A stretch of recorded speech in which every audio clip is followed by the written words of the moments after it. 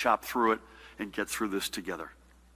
Switching gears, but staying in sort of a transit mode, I want to reiterate the announcement made last night by NJ Transit that another class of rail engineers has graduated, having completed their 78 weeks of classroom and practical training and passed their final, ready for this, Judy? 800-question exam. Since our administration took office, we have now expanded the ranks of NJ Transit's rail engineers by 56. That's a nearly 20% increase from the staffing level we inherited. With each class we graduate, we move NJ Transit forward, and we ensure NJ Transit's ability to run a full schedule of trains. So to each of our newest locomotive engineers, congratulations and welcome aboard. Now, before I go on, I reiterate the need to secure the funding we will need to protect against an imminent fiscal meltdown by allowing us to go to the bond markets for an emergency infusion of cash to keep our state afloat. The Senate has had this bill for 3 months. The Assembly, under the leadership of Speaker Craig Coughlin, has passed it, and I thank them once again. It is well past time to secure the funding that is threatening our ability to have in place the programs and safeguards our residents and our communities desperately need to recover from this emergency and get back to work. It's time to post this bill for a vote. September is coming quickly, and if there's no action soon, and I mean in a matter of days, we will miss our opportunity. And by the way, even if it were passed, say, today or tomorrow, it will still take many weeks, I think as much as 12 weeks, for us to get to the point where we'll have the money we need to keep this state running. We're already cutting it way, way too close. Let me be perfectly clear about what will happen if this bonding authority is not passed. Funding for our children's education, funding for critical support programs that lift up countless New Jersey families, funding for essential programs that our underserved communities need, and more will be left unfunded or underfunded in the next budget. And we cannot simply cut our way out of the budgetary hole we will fall into. I've already offered painful cuts and negotiated hundreds of millions of dollars in savings with our labor partners. But this is a multi-billion-dollar hole. The level of cuts we've had give us no other choice but to make, we've had no other choice rather to make, but if we have to look forward to the next budget and take those steps again, it would set our state well back on its heels at a time when we need to be leaning forward into a recovery. Law enforcement, public education, public health workers, property tax relief for our middle-class families and seniors, tuition assistance for our next generation, all of it and a lot more will be on the chopping block and likely gone. So now is not the time for politics. I literally do not care about who gets crowned a so-called winner. I care about how we're going to make New Jersey the state where everyone, not just some, but everyone can thrive. And not just the special interests or the privileged few, but literally everybody. I know how Trenton works, or in many cases doesn't work, in normal times. These are not normal times. I cannot allow politics to deny our state the resources that we need to provide real relief for millions, literally millions of our families. Again, the Senate has had this bill for 3 months. Let's get this done. With that, a lot of business out of the way. Let's get to the overnight numbers. Yesterday, we received another 335 positive cases. The total now, cumulatively, is 174,039. The daily positivity rates for tests recorded on July 6th was 3.23%. Now, in fairness, the number of tests, Judy, counted on Monday was very low. So this may be one reason for the increase. We've been hovering plus or minus 2%. It's a little bit up. I don't think you're going to, as we've said many times, one day does not make a trend, but that's something that we're watching very closely. The rate of transmission remains above 1 today. Today it is 1.10. This means that these new cases we're reporting today are leading to at least one more future case. And this is, again, why we are taking the steps to require everyone to wear masks and face coverings when outside. We have to have both a lower daily spot positivity rate and an RT, or rate of transmission, below 1.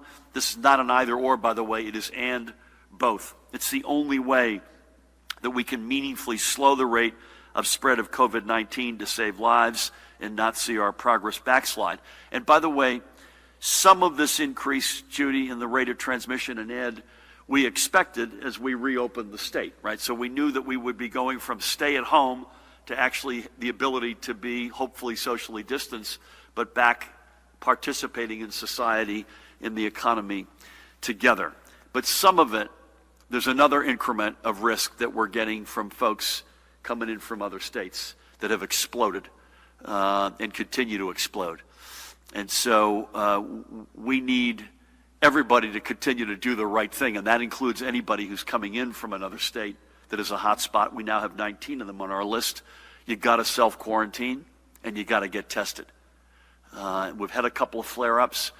The system has, for the most part, based on what we know, and Judy will get into this in more detail, I'm sure, and Ed, the system so far, so good, has worked spotting some of these flare-ups related to out-of-state travel, as well as some knucklehead behavior in-state.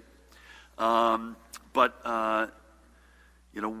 got to ask everybody. Personal responsibility, to me, are the two words. That's wearing the face covering. It's social distancing. It's doing the right thing if you're coming into Jersey, coming back to Jersey, or coming into Jersey from a hotspot state. Self-quarantine, 14 days, get tested. Please continue to do the right things. Now, looking at our hospitals, the overall picture remains one of a healthcare system that is strong and resilient. As of last night's reporting, we had 935 residents were hospitalized for COVID-19. The number of patients in ICU was 175. Number of ventilators in use, 142. Here are how those daily numbers continue to feed overall trends. And again, this is not just since the peak, but over the last couple of weeks. And those are a lot of good numbers there. But as we measure ourselves against our peers, which we also show you most days, we see the need for continued vigilance. And they also speak to the need for us all to redouble our efforts on social distancing, especially in wearing face coverings that can further help slow the rate of transmission, and especially if you've not been tested and it is possible that you might be an asymptomatic carrier of coronavirus. The point of our work isn't that we want our hospitals to be ready for more patients. The point of our work is to keep people out of the hospital entirely. So folks, again, personal responsibility, please do your part. Today we're reporting another, sadly, with the heaviest hearts, 53 confirmed COVID-19 deaths, and that is now a total of 13,476 confirmed losses of life from our extraordinary New Jersey family. The number of probable deaths has been increased, Ed, to 1,947. Judy, I'll tease this for Judy, and then Ed may want to weigh in as well. We haven't said this in a while, Judy, but we used to say it almost every day. This does not mean that 53 people died since noon yesterday from COVID-19. In fact, Judy's got the numbers from the hospitals, which are quite low. This is and we want to be as accurate and faithful in our data as humanly possible. These are the folks that we can confirm have died in this pandemic, the newly confirmed folks we've lost since we last gathered. It does not mean that these are the folks who have necessarily passed since midday, say yesterday. Some of these go back quite a bit, and so Judy and Ed can get into some of that in their remarks. So as we do every day, let's recall three more of the New Jerseyans we have lost. We'll begin by remembering Elia Nicolaides, a 30-year resident of Warren Township. Born and raised on the island of Cyprus, Elia was working at an international shipping agency in 1959. I was the ripe age of 2 at that point, when she met a visiting American lawyer named Mark Nicolaides at a cousin's party. The chance encounter was love at first sight, and Mark asked her to join him on his return to the States, and they were married only 1 month later. She started work at the Atlantic Bank in New York City, but would leave to raise her and Mark's 2 sons. The family moved across the Hudson River in 1966, first to Plainfield and 2 years later to Warren Township, to a home that was open always to friends and family, including the family whom she and Mark helped escape and save from the war in Cyprus in the 1970s. With her children grown, she returned to work outside the home, working another 14 years at First Atlantic Bank in South Plainfield before retiring in 1996. Now, Elia and Mark eventually came to call Palm Beach their home, but their Jersey roots remained strong. She leaves behind Mark, as well as her sons, JP, who is a dear friend of Tammy's and mine, and his husband, Red Bank councilman and Democratic chair in Red Bank, another dear friend, Ed Zipprich, and also her son, Christopher. She also leaves 3 granddaughters, Mary Kate Zipprich, Willow Nicolaides, and Nikita Nicolaides, as well as her sister-in-law, Andrula, and many nieces and nephews, and great-great nieces and nephews. Elia was 82 years old. May God bless her soul and memory and watch over her and her family. Next, we head to the Pine Brook section of Montville Township in Morris County to remember Joyce Brauckley. There's Joyce standing, bless her. Born in Newark and raised in Caldwell, she called Pine Brook home for the majority of her life, even convincing her late husband, Helmuth, to move there from West Orange. Her family remembers her as a compassionate woman who did whatever she could to brighten someone's day, whether it be a note in a card or a home-cooked meal. She found her inspiration in her faith, and she was a longtime member of the Jacksonville Chapel in Lincoln Park. Joyce leaves behind her sons Kurt, Christopher, and Eric, and I had the great honor of speaking with Eric, who, by the way, he and his wife both had COVID-19 hard, and Eric literally just retired, I think within the past week, from the Montville Police Department.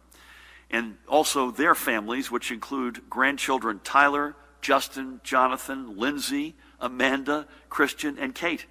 She is also survived by her siblings, brother Richard and sisters Joan and Judy, and their families. I want to give Montville Mayor Frank Cooney a shout out for making sure that we knew all about the extraordinary life that Joyce lived. Joyce was 77 years old, and we know her memory is a comfort to her family and to all who knew her. God bless and watch over her. Finally, today we recall Vincent Buczynski Jr. of Newton in Sussex County. He was just 70 years old. Vincent was an artist and an educator, a graduate of both Pratt University on Long Island and Montclair State right here in New Jersey. For 30 years, he taught and inspired thousands of students in his classrooms in Harrison High School and Sussex County Community College. And even in retirement, he didn't let up teaching art classes to Newton's seniors. An award-winning abstract artist, his vision was fueled by what he called the turbulence of life. Ain't that the case, huh? Vincent's work was displayed not just here at home, but also in galleries across Pennsylvania, California, and Massachusetts. Vincent is survived by his daughter, Bretlyn, with whom I had the great honor of speaking yesterday, and her husband, John, and their children, Bram and Rosalie, and by his son, Kyle. He also leaves behind his sister, Patricia, and numerous close cousins and friends. They'll all miss his silly humor, easygoing nature, and his love for family. And by the way, Judy, this happened. This is a tale that we've heard all too often. Vincent had open heart surgery in December, so that made him more vulnerable. And then he after the hospital, went into rehab, and that's where they think that he caught the virus.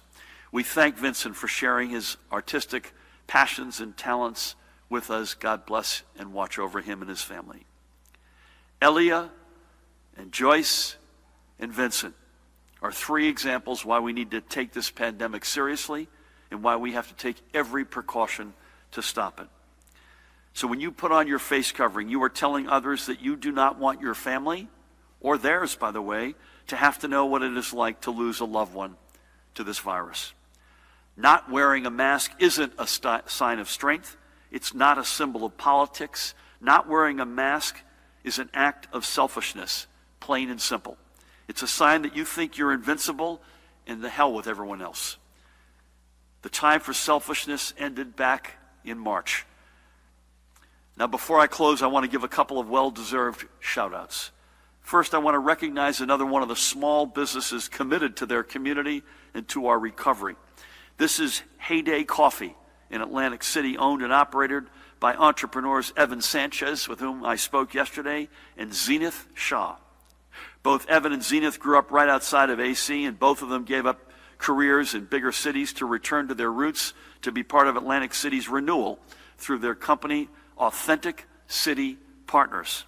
Through Authentic City Partners, they opened Heyday, Atlantic City's first independent coffee shop, on the beach block at 155 South New York Avenue, in the heart of the Orange Loop, a space where residents and visitors alike could gather. Evan and Zenith are now eyeing a fall reopening. They reminded me that Attorney General Gerbir Graywall was a good customer in Heyday 1.0. However, through a $50,000 micro business loan from the Economic Development Authority, Heyday is still at work. The shop just hired a full-time manager, and Evan and Zenith are now looking to hire between 7 to 10 part-time and full-time employees, as well as purchasing new equipment to fuel Heyday's future.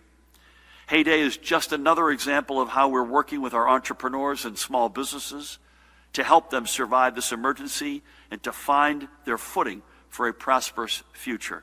And I encourage other small business owners to visit www.njeda.com. That's www.njeda.com to learn what assistance may be available for you. And to Evan and Zenith, I thank you for your commitment to Atlantic City, and I look forward to stopping in for a cup of coffee when I'm in town. Finally today, I want to give a special recognition to that guy, NJTV's Michael Aaron, a fixture on Press Row in the State House and the longtime dean of the New Jersey Press Corps.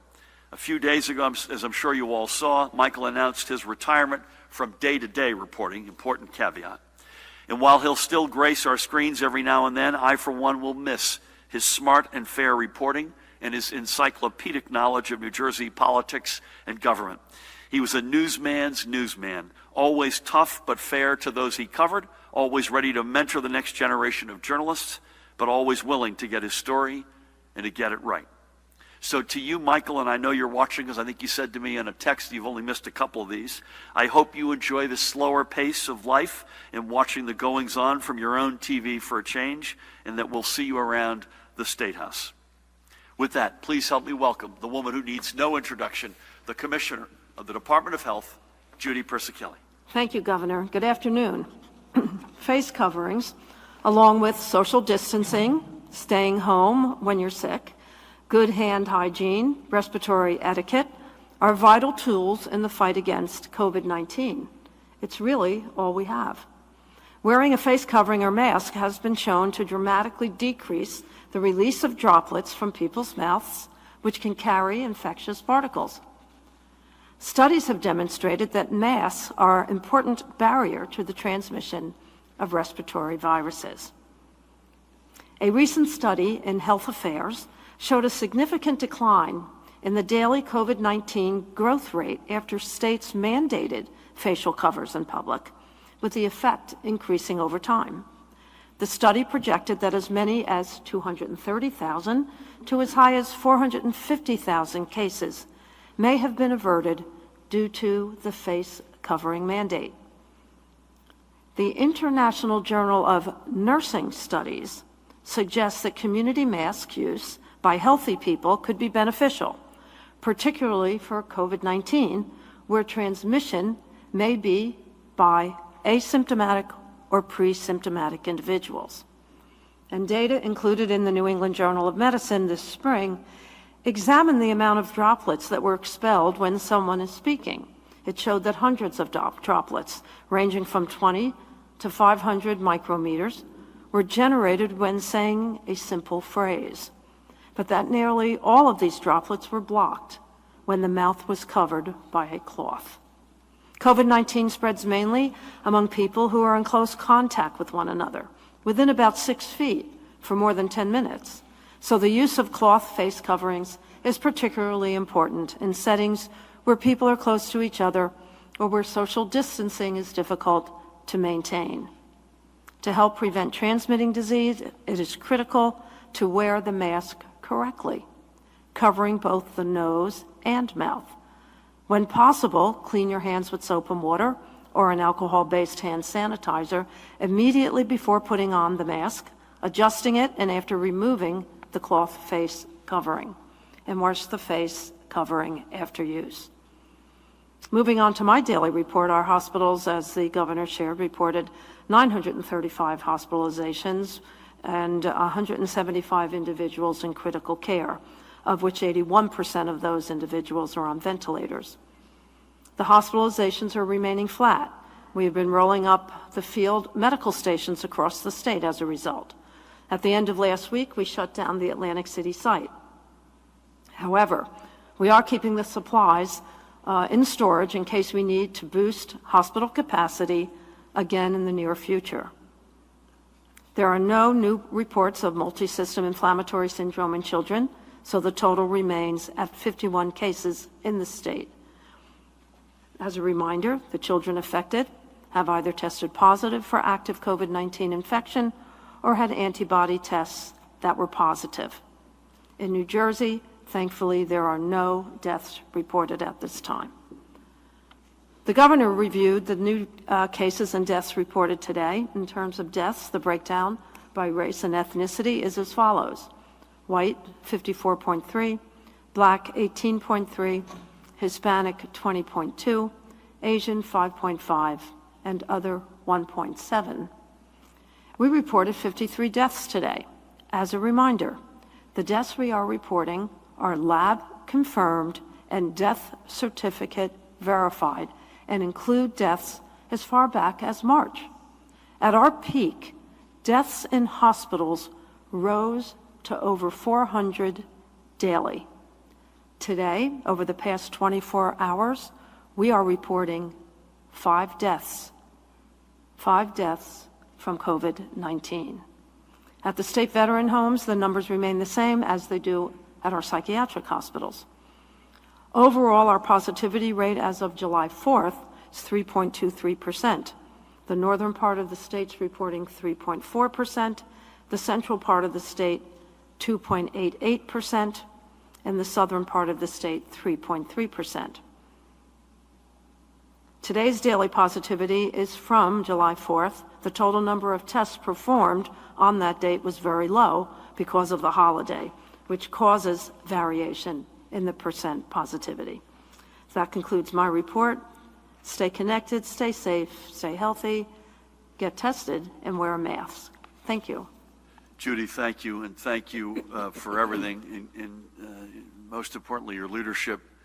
But again, you and I haven't made that comment about the fatalities. Sadly, these lives are lost, so they're gone. That's the weightiest thing to say. But we hadn't said it in a while. That doesn't mean they were all gone since yesterday. I wonder if I could ask Ed a question. Someone who passed, as Judy said, perhaps in late March, and there's at least one of those on the list that we're announcing today. Could you give folks a sense as to why that could have taken so long? Because we want to get this, as you can imagine, we want to get this exactly right. Thank you. And I'll say a couple of things about that. As the governor has mentioned, the deaths that are reported every day are not the people who died every day. And actually on our website, we have what we believe to be a better presentation of what's happening as far as deaths over time, where we show a curve which is very hard to see from there that looks like this. Number of deaths by illness onset date, which is a better understanding of when people are actually dying as opposed to when they're getting reported. And as mentioned, yes, back to March, it can actually take up to 1.5 years before all death certificates are final, and that's why we won't give what we call these preliminary numbers, and we always say that they can change. Now, the further back in time, the less they're going to change, but it won't be until 1.5 years after this that we're really going to be able to say for sure that these are the numbers that we're sticking by. And the reason for that is it's actually a fairly complicated process, which a death certificate goes through from the time that somebody dies. The initial physician signs off, that goes through a funeral home, it goes through a local registrar, it gets sent down to the Centers for Disease Control to standardize and look back at it. Sometimes those questions come back to the doctor, or there's a question about a death certificate as well. And while most death certificate information we get in a matter of weeks or months, some will lag because of that. Thank you for that. And I'm not, this is an awful topic because these are lost lives, and I'm certainly not patting ourselves on the back. We take this as seriously, getting this right as seriously as any state in America, maybe any place on earth. So we owe it to the families, most importantly, who have lost the loved ones, but we owe it to everybody, including when we're trying to guide you through this pandemic, to give you as accurate a sense of the reality as possible. So with that, we are going to stay on our every other day, Monday, Wednesday, Friday plan for the moment, although we reserve the right to reconsider that, which means Dan will be on Friday at 1 p.m. Next. So with that, Dustin, we're going to start with you, if that's okay. And again, folks, if you could be a little bit more economical, because there's a good crowd here today. Thank you. Good afternoon. As you can imagine, there's a lot of questions on the face masks. Does the outdoor order, is it going to apply to people on the beach, lifeguards, sports, while running or exercising, landscapers, construction workers, painters? Did you consult any health experts on this decision, or was it yours? What's the penalty for violating the order? And will violations in which citations are issued be included in the Colonel's regular enforcement reports? On motor vehicles, how do you know that a lot of the people could do what they had to do online? Would you say that the agency was unprepared for the pent-up demand? And if so, how is it caught so off guard after knowing for several months that this was going to happen? And if the rate of transmission is such an important metric, is there a reason why it hasn't been and isn't included on the state dashboard? Thanks. I've got no quick answer on the state's dashboard, but Judy or Ed can deal with that. The reality on motor vehicles in terms of our confidence that folks can do things online stems from the fact there's a lot of things you can do online, and a lot of them are typical. One of our colleagues yesterday renewed his license online. We know anecdotally that there were a lot of people online to get their license renewed. You don't need to do that in most cases. Listen, we knew we were going to have a tsunami. So I would caution to say I would not use the word unprepared, although I'm really frustrated by this, and I know Sue Fulton is, and if you're in that line and you're watching, or you're in it yesterday or today, I don't blame you for being frustrated. I'm also frustrated that we're living through a pandemic, and some of this stuff is just a reality. As you heard me say, please go to the website, njmvc.gov, to check to see whether or not you could do it online. We'll add another day. We will unfurlough any MVC workers, and we will do our level best to get our way through this. And again, I don't blame folks for being frustrated, but please bear with us. And this is probably realistically going to be with us for some number of weeks, would be my guess, based on the incomings. Part of the reason we hadn't gone to outdoor before is we had the rate of transmission down even below 0.7 at one point, and it's hard to enforce, admittedly. And I've said this many times, Judy said it in these sessions, that we don't want to put something in place that we can't enforce. So indoor dining, we're enforcing. That gym that we've been telling you about, that's being enforced. This is admittedly going to be harder. And again, it's where social distancing is not practicable. That's the important caveat.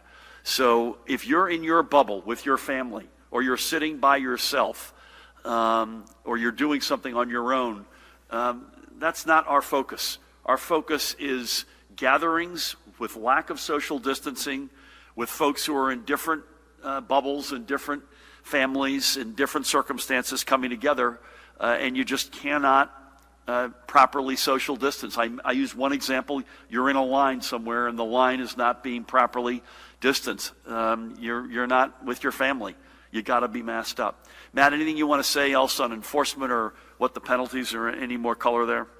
I think most of Dustin's questions will be answered when the order is put out, but generally speaking, you mentioned the health, if you have a health condition, or if you're under 2, as part of the health condition, if you're participating in strenuous activity like anaerobic or aerobic workout, that would be accepted. But I think once the order comes out today, it'll be much clearer. Yeah. And when do we think the order is out? Is that later today? Yeah. Okay, so we'll have that out later today. And Dustin, if you have something that comes out of that, come back to us through Dan or one of us. And by the way, we consulted a lot of health experts. Judy and I were on with the White House yesterday with Deborah Birx and Alex Azar, and face coverings was discussed. Obviously, we've got a great team in our own state. We've got our commission, our Restart Recovery Commission. By the way, we had a really good meeting with them yesterday. And there are some health experts on that, including Rich Besser, who ran the CDC. So that's a pretty good qualification right here in Jersey. We feel pretty strongly this is the right step to take. One, as I said, that I hope we wouldn't have to take, but we're taking it. We were state number 1 in America to mandate it on the indoors. This is the right thing to do in the outdoors. Thank you for that. Daniel, good afternoon. Hi, Governor. With masks, do you expect some organized resistance, such as protests, people not wearing it, blatantly violating the order? Would you consider something like a heat wave or some kind of hot weather, something that somebody might try to argue is a risk to their health and safety, and they could argue, I'm not going to wear the mask because of the heat wave? Going back to the say, sort of organized resistance, how would you crack down on that if people are blatantly not wearing masks? Regarding dining, it seems like only restaurants with... Sorry, regarding? Regarding dining, Yep. the sort of indoor-outdoor situation, it seems like restaurants with a significant amount of square footage would be the only ones that have this option available. Wouldn't a lot of physically smaller restaurants be left out and essentially be the losers in this case? Do you expect restaurants would just start, let's say, like breaking open certain walls or slapping together something to be able to I hadn't thought about that, but I Okay. suppose it's possible. some sort of last-minute I hope they seating give the arrangement? neighbors a heads up before they do it. And I guess, are you looking at any restrictions that could be tightened, or are you wargaming what restrictions would have to be tightened if the pandemic worsens, if the spread continues in a direction that you don't want? Thank you. Listen, we'll do the... Matt mentioned strenuous exercise, and that's clearly an area that I think we're going to be careful with. I run pathetically these days, but when I run outdoors, Tammy and I wear a face covering, and it's not fun. I have to say, it's not fun. And so strenuous exercise in the heat, I do think, are things that we've got to be careful of. I don't, frankly, if people want to protest about something that is saving lives, you got to wonder what they're thinking. And by the way, we'll do what we've been doing. And Pat is not here, but I'll speak for him. If you're protesting, you have a right to protest. I hope you do it online. But if you protest, you got to wear face coverings and social distance, regardless of what you're protesting. But the point is, this is not politics. On restaurants, listen, I don't know that we're going to, I hope the indoor, as I've said many times, Judy and I and Ed hope that the indoor dining reality is not a forever and always, just because we've pushed it back. So that I don't know that I would reconfigure your restaurant just for the sake of a period of time here. Are there winners and losers based on how the restaurant's configured? Sadly, probably yes. There are some that can do this and some that can't. But we're trying to do everything. We've allowed outdoor dining. We've really worked with municipalities and counties to get roads open and get roads blocked off rather, and get more space for restaurants. Take out alcohol, as I mentioned. Opening up walls that you can open up. We're doing everything we can, and God willing, we'll get to indoor dining at some point. I hope at some point in a reasonable future. Listen, we just took a big step today, so don't underestimate the thought that Judy and her team and the rest of us put into mandating face coverings outdoors. So that's not a slide back, but that's a pretty important step that we're not taking lightly. And at the moment, other than stressing what the current rules of the road are, and including self-quarantining if you're coming in from a hot spot, wearing face coverings, social distancing, washing hands with soap and water, we're going to be in a holding pattern for the time being. If we have to go back, we will. I hope we don't. Sir, do you have any? Yep. Governor, do you support Assembly Minority Leader John Bramnick's bill that would have the state reimburse restaurant owners for costs that came from the abruptly delayed restart of indoor dining? And also, what do you expect from the final report of the EDA task force that's set to be released tomorrow? Do you think the investigation so far has been valuable? Thank you. I don't comment and won't, in this case, change my answer in terms of commenting on pending legislation, but I would say to John, who's a good friend, where's the money coming from? So we need to borrow the money that the Senate has so far not gotten there on, the Assembly has, and secondly, we need federal cash assistance, direct, and we've also got to have revenue options on the table. I want nothing more. And by the way, the EDA has been really good with the limited resources that we have delivering. I used Heyday Coffee today as an example. We had the Curvy Bride the other day. These are real businesses that are being helped in real ways by the EDA, but there's no amount of money that any state has right now to be able to do what the small business community writ large needs in our state, especially the hospitality piece. So I have complete empathy, and I completely support the notion, but we have to have a source of money that can back up that notion. I have no insight into their report that's coming out tomorrow. I've not seen these reports before they come out, and this won't be an exception. Sadly, they've been of I think, enormous value. They have shown a light on this whole notion that there's a bubble, and inside the bubble it's working really well for special interests in cases, and based on what they've come up with, folks who have, in some cases, have jobbed the system, and it's been at the expense of the rest of us.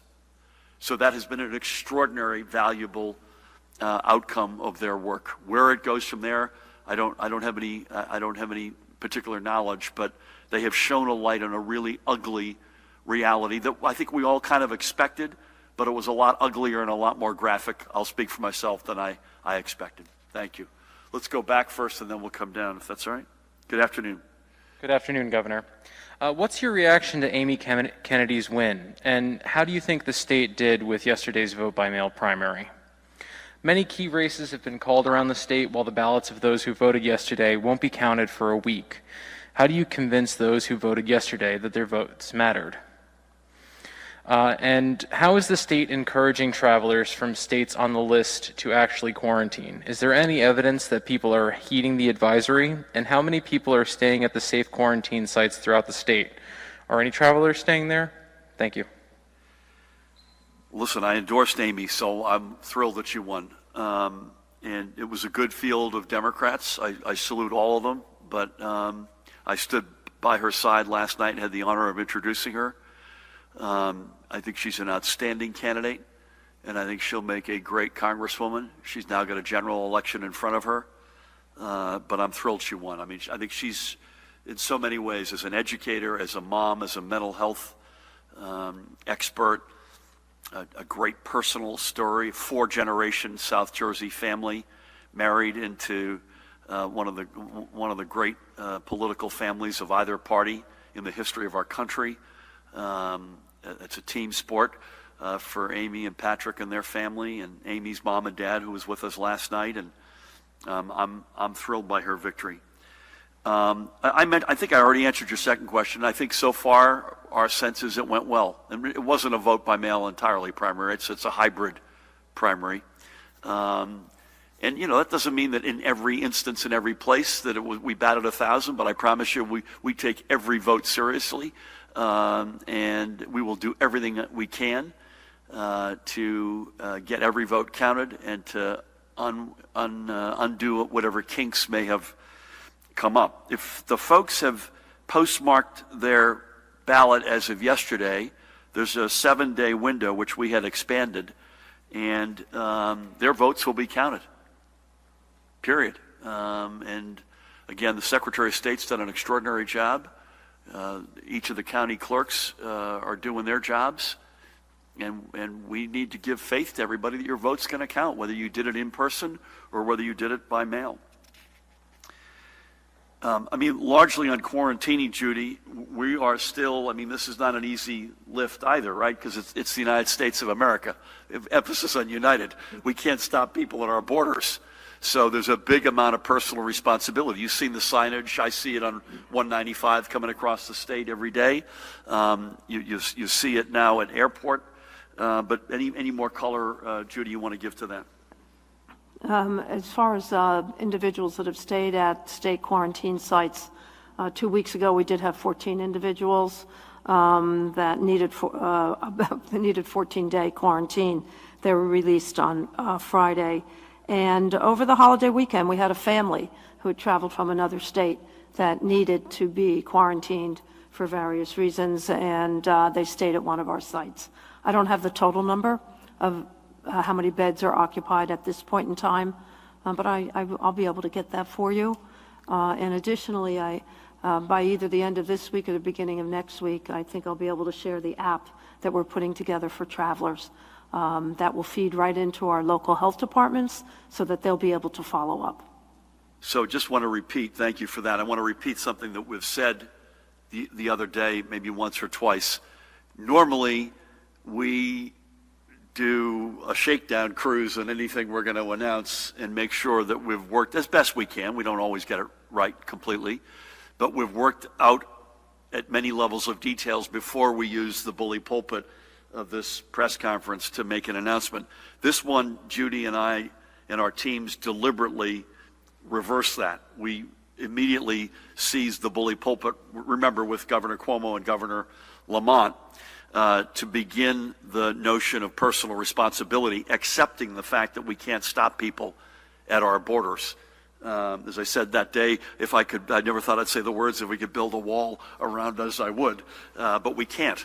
And so we've deliberately reversed that, using our megaphone, the notion of personal responsibility, do the right thing, knowing that things like signage, paperwork, apps, etc., we're going to have to come online at a later point. Thank you. Dave, good afternoon. Hi, Governor. Just a point of clarification with regard to the outside mask wearing. If you're taking a walk in your neighborhood, I'm assuming, if you can social distance, you see somebody else coming, one person goes in the street, the other one stays on the sidewalk, that would be okay, I'm assuming, or maybe you can clarify that. I think you can assume that. Okay. I'll cut you off on that one and just say, listen, if you're not inside of a 6 or even, I'd be even more conservative, and it's not for a meaningful amount of time, like you're standing in line spaced next to each other, but you're out for a walk by yourself or with a family member, they're in your bubble, I think you're okay. Okay. Is that fair?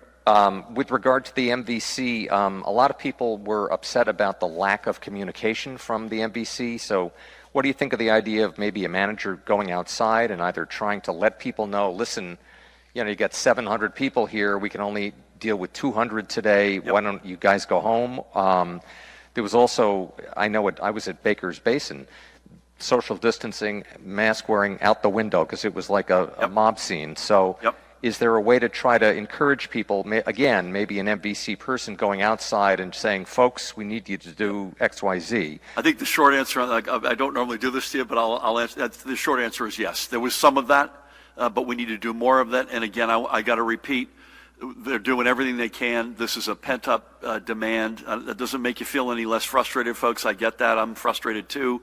But go online and make sure there isn't something you could have knocked off in your home before you even get there. Please. The other last point on the MVC, it's been suggested from several people, maybe an appointment-only system would be better. I mean, we did that with Real ID, and that certainly helped to contain things, and then, they got a sense of how fast they could do it. So would this be something possibly to look at? And then with regard to mask wearing in your office, if you are called back to work and people are in the office, is that recommended or mandated? Is it dependent on social distancing desks or cubicles? Thank you. I think the appointment only is a good idea, but they all pale, and I'll make sure I feed that back in.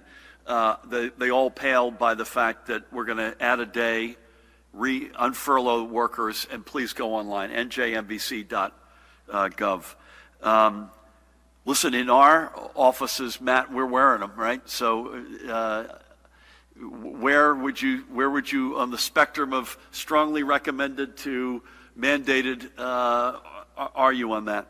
The order says each office would have to have a policy for when their employees are in frequent contact for masking. So there's some discretion there, but obviously the order is, given it's mandating masking more broadly, it's strongly encouraging masking, but a mandate for businesses specifically is a policy.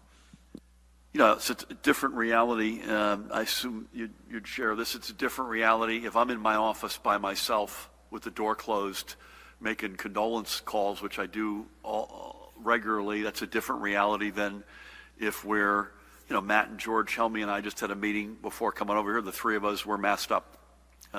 We were 6 feet apart, by the way, but we were still masked up. So, thank you. Let's go back and do a banana in here. So we'll start with you, sir. Good afternoon, Governor. Phil Andrews, New Jersey News Network. I have 3 quick questions. The president has threatened to deny federal aid to any state that doesn't make the effort to reopen schools and send their kids back. I know that Governor Cuomo said that he's not going to be bullied into doing that. I was just wondering where you stood on that. Next Saturday, of course, is the Haskell Stakes. You've got horses coming from outside the state. They're handlers, they're jockeys, they're trainers. I understand that they may need a waiver to avoid the quarantine situation. And with the Haskell still in mind, now that facility, the grandstand, seats 8,000 spectators, but overall they can get like 60,000 in there. You've limited it to 25%. Why is it 25% when it's basically an outdoor arena? Thank you. I thought you had 3. Is it just 2? You gave me 3? Okay. I gave you education, the waivers for the people coming out of state for the horse racing, and then why the limit on the number of people. I see. Okay. Not necessarily specific to the Haskell. Listen, we've put out our plan to reopen schools with Dr. Repillette before he moved on. Did great work with Judy and her team. I don't see it necessarily as a bullying thing. We want to be back to school. We're giving districts a significant amount of latitude, but we're given some pretty specific parameters on the sorts of things we expect. We were on with the White House yesterday. Education was part of that discussion, but I thought it was a reasonable discussion. But we're going to do the right thing as it relates to health care. So if we think whatever step we're taking, if we think we're putting people's lives at risk, we're going to make sure we do everything we can to not do that. I don't. Please, God, don't anticipate that's the case when we turn the corner 7 or 8 weeks from now. But that's where I would be. I thought you were going to ask me if we're going to make the horses quarantine, if they're coming in from out of state. They are waiting for waivers from you. I'm wondering what your thoughts are on that, and when will those waivers be signed? Yeah, I don't have any color on the waivers. Matt, do you have anything to add there? They're not waiting on waivers. The order, the FAQ put out by the Department of Health makes this very clear that business activity is exempted from the quarantine order, and that would cover people coming in for professional activity. So we're not aware of anyone making any requests for orders. And with respect to the capacity, it's not accurate to say 25%. There was an administrative order issued on July 2nd that lays out very clearly the various capacities for the horse racing facilities. We worked in collaboration with the tracks. It is broken down by their restaurant capacity. They have sports book capacities at the tracks. And then there's the capacity, the gathering limit with respect to the people in the actual grandstand. So I would just ask you to consult that order because that lays out very clearly the parameters, and the tracks operated last weekend under them. They're telling us... Hold on, sir. Go ahead. Yeah, I'm sorry. They're telling us that only 2,000 people are allowed in to watch this race when the capacity is that... That was negotiated directly with them, am I right? Yeah, pursuant to both health guidance and the realities of a horse track being a large facility over many, many acres in many instances. But we've worked directly with them, and the order is the order that was issued just last week, so I highly doubt it will change. If you hear on the waiting waivers, if you've got specific people, get to Dan right behind you or Matt, and we will disavow them of that because that's not the way the executive order is written. Thank you. Elise, good afternoon. Hi, good afternoon. You were drenched a few weeks ago dining outdoors. For the indoor restaurants that can open under your new open air guidelines, Are you risking more anger from owners who now have to keep an eye on the weather and plan food buys and staffing around that? Thank you. I don't know is the answer. I mean, we're trying to give as much running room as possible to the restaurant community. And so it seemed to me that if you've got a fixed roof, it seems to us, Judy, forget me, but to you, if you've got a fixed roof and you could get at least two sides of that open and you get at least 50% of your wall space to be open door, we're trying everything we can to give more oxygen to the community, literally in this case and figuratively. And as was asked earlier, some folks don't have that ability, and we accept that. And it brings us no joy that they don't have that ability.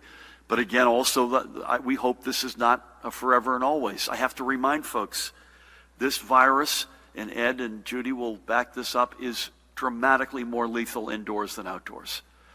And we just can't ignore that fact. We can't ignore the fact that our rate of transmission has gone up. We can't ignore the fact that the virus is exploding in other states right now in the country. And we'll do everything we can, but at a certain point we have to, remember, public health creates economic health. We cannot jump the gun nor transpose those steps. But thank you. Brent.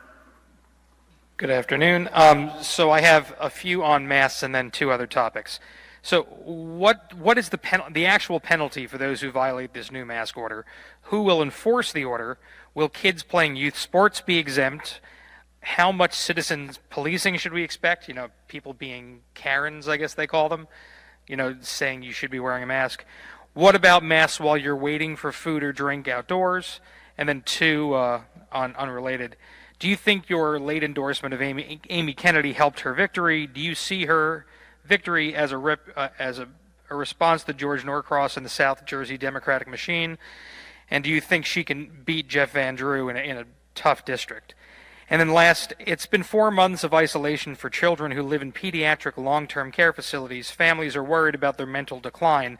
Some facilities say they are awaiting guidelines from the state to allow visitation. Where does the state stand on this issue? I will ask Judy to address the last one, but that's one that we're painfully aware of and have enormous sympathy. I think on the masking, let's wait. I'm going to use Matt's answer from earlier. Let's to Dustin. Let's get the order actually out there. But it does not include kids playing sports. And again, I think we touched on that earlier. And I absolutely will say, if you're waiting in line for anything, food, drink, or anything, please have face covering on. And again, this is when you're outside and social distancing is not practicable. Amy Kennedy, I am thrilled she won. Again, I'll incorporate my earlier answer by reference. It has nothing whatsoever to do with any block of Democrats, South Jersey or otherwise. And can she beat Jeff Van Drew? You betcha she can beat him. This is not a political gathering, but you betcha she can beat him. It's going to be a tough race. He's an incumbent, but he made a decision, and he's going to have to live with that. And I think she's a great candidate and will really represent folks on both sides of the aisle exceptionally well if she's elected as a congresswoman. And again, I'm a huge, huge fan. Judy, anything on pediatric long-term children? We're working on guidance for allowing visitation at some level for pediatric long-term care for all of the reasons that you spoke about. We're as concerned as well. And again, we'll let the order come out on masking. That'll be part of the order, yeah. I will, as when in Rome, we should mask up, right? So here we go. Thank you all for that. Again, lots of moving parts. Bear with us on the order on outdoor face coverings. When in doubt, regardless of what the order says to the letter of the law, put on a face covering if you're going out. It's literally that simple. And I think, Dave, to your question is, if you're literally by yourself or you're with your own family in your bubble and you're outside, clearly that's your backyard. Different story than if you're obviously, again, I think a lot of this comes to common sense and personal responsibility. Were you in a state that's raging? If you were, please do the right thing and self-quarantine and test. If you're going out and you know you're going to be, to Brent's question, you're waiting on a line and you might be packed in, wear a face covering. Certainly if you're going to the Motor Vehicles Commission right now, wear a face covering. And again, a huge amount of this is personal responsibility and common sense. And the great news is, as we say literally almost every single day, New Jersey has been a 10 out of 10.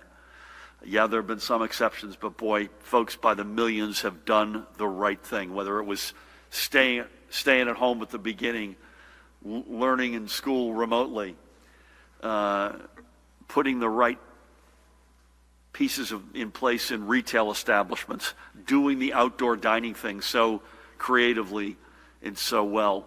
We need that level of responsibility to continue, whether it's face coverings, whether it's coming in from out of state and quarantining, whatever it might be. Keep it up, folks. You've been extraordinary. We gotta make sure that we don't lose the ground that at a great toll we have gained. And again, on motor vehicles, check the website out, njmvc.gov. If you're frustrated, I don't blame you. Do everything you can. We'll do everything we can to get through this huge backlog together. Judy, Ed, thank you so much for today, and always keep Pat and his family in your prayers. Jared, Dan, Matt, everybody else, God bless.